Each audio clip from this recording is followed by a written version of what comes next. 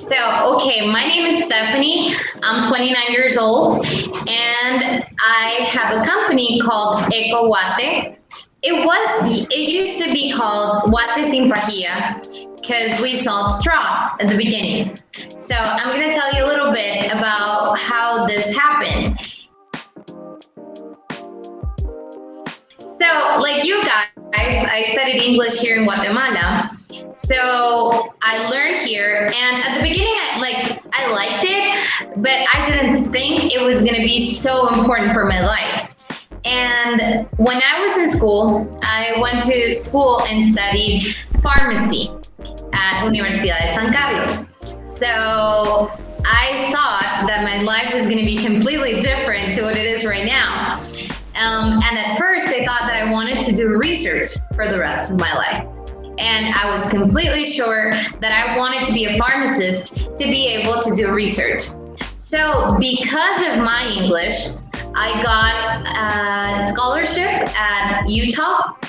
So when I went there, I went for something completely different. I was in a laboratory of genetics.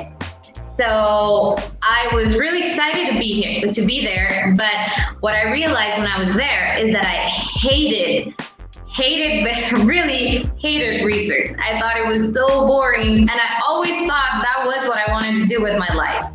So when I was there, I met this guy, and he was the head of that laboratory in genetics, and I thought he did things that were a little bit weird to me.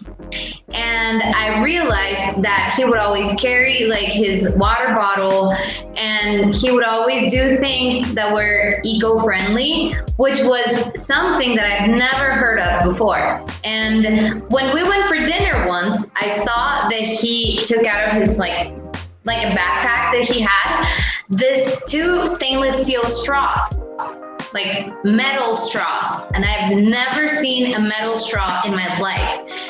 So I was like, what is that? And he said, oh, straws. And I was like, straws? Why are they not like plastic and you get them for free everywhere? Why would you carry metal straws? And he said, because I'm gonna save the world. And I was like, okay, you're gonna save the world with metal straws? Okay, so I thought it was kind of naive. So, but then it got stuck in my head, and I thought, I've never seen that before in Guatemala, never. So I came back from that scholarship, and I came back knowing 2 things.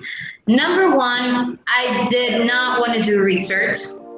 And number 2, I thought the things that he did, because he did a lot of things, like he did composting and a lot of things that I've never seen before, I thought they were so cool. So I said, okay, I need to do something about that sometime in the future. So I finished school that year, and then I started to find out how can I bring those metal straws to Guatemala and sell them here. And so I found a way, and I started bringing them and like importing them to Guatemala. And we created Guate sin pajilla. And it was a movement where we wanted for people to stop asking for plastic straws and changing them for metal straws that they would reuse over and over again. So as time went by, we grew a lot, and suddenly we had a lot of followers, and we were not expecting that, but we grew and it was exciting. So now we're in a different stage. So we decided to change the name from Guate sin pajilla to EcoGuate, and we're gonna have there, our purpose is having a platform where you can find absolutely everything you need in order to live an eco-friendly lifestyle. The second question I have here is, what is the greatest achievement as company? So we had very many, because I think we have to celebrate every little thing. When you're building a company, it's so hard. You think like, oh, it's so easy because you start an Instagram account and a Facebook account, and then you suddenly start selling a lot. And it's actually not like that. You start posting and nobody really cares about your post, and it's really hard. So for us, one of our big achievements was when we hit the 10,000 follower mark, because it was like a big deal for us. We really wanted to get that. But mostly, I think our biggest achievement was the fact that people started talking more about these things, about how important it is to do things that are different to what we were taught. Like we were taught, like since we were little, that we get things and we throw them away. And that is not sustainable. So I think that's our biggest achievement. The fact that more and more people started talking about that. And now we're close to 18,000 followers. And it's really exciting for us to have this community of people that really want to do something and not just talk about it, but actually change things. What do you want to achieve as a business? On our business side, what we really want is to have a platform. We're working on it right now, but we want a platform where we can give the opportunity to people that don't really have the opportunity to sell their products to masses. We try to get things from artisans in Guatemala and try to buy local so that we can help people. We want to be a platform in the business side who's going to give people also the opportunity to grow and not only grow ourselves. Are you planning to sell alternatives to products made of plastic? Yes. Actually, we just started with EcoGuate.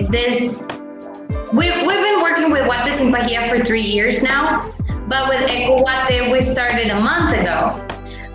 So what we're doing right now is that we're talking to different people like artisans here in Guatemala or close by like Mexico or Central America, in order to have their products here.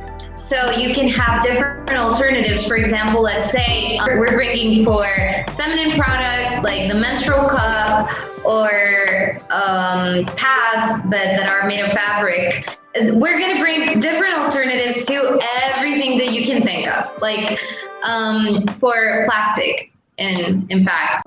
Do you have options for people who cannot afford what you already sell? Actually, what we do is that we always try to give them alternatives that are for free, because there are a lot of things that you can do for free. Like, for example, if you don't want to use plastic straws, you cannot buy metal straws because it's too expensive, then don't use a straw.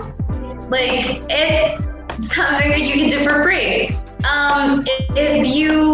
There are a lot of things that you can do at home that are zero quetzales and that you can still be environmentally friendly. So we're trying with EcoGuate also to offer that option. That is something that we also want to push a lot through our social media. And it's not only you can buy all of these pretty things, but you can be eco-friendly even if you don't have money to be aesthetic eco-friendly. You can be eco-friendly by yourself without spending a dime. So that is something that we really try to do. And then also, but if you want to buy something, we have these options that are eco-friendly. To finish, I want to say thank you for your time. Thank you for share us a little bit about your business, about your idea, how you create it. And that means a lot for us because young people as you are changing the world, you know? You are making the difference. That teach us and that show us an example that we can make the difference.